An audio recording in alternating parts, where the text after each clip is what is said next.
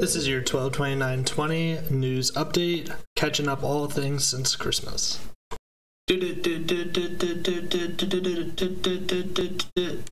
Alrighty, to start things off, get out your 2020 election bingo cards. If you had Trump sues Trump, you have a chance.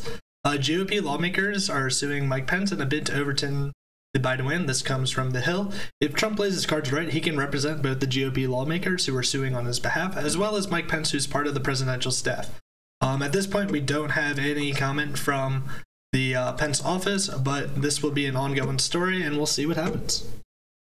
Next, we have a story coming straight from the good sources at Twitter.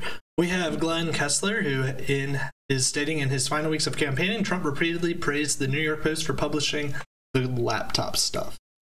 This is referring to the FBI's investigation of Hunter Biden, but keep it up. This is just the laptop stuff. For those who don't know, Glenn Kessler is the editor and chief writer of Washington Post Fact Checking.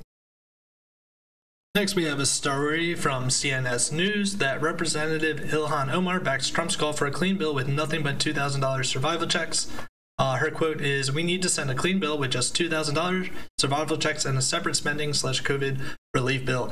This comes just after Ilhan Omar initially voted no on the COVID bill, stating for reasons that the bill was 6,000 pages and they only had 2 hours to read it.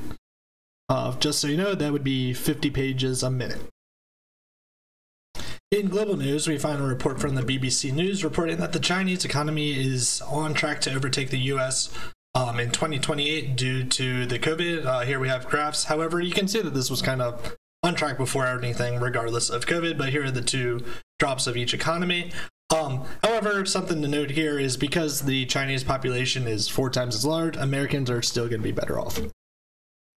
Next, back locally, we have a report from CNN stating that a busted Breonna Taylor was damaged in an apparent act of vandalism. What this is actually doing is just saving the wokes in 10 to 20 years' time, who are going to have to take down the statue anyways, just like they did with, great racists such as Abraham Lincoln.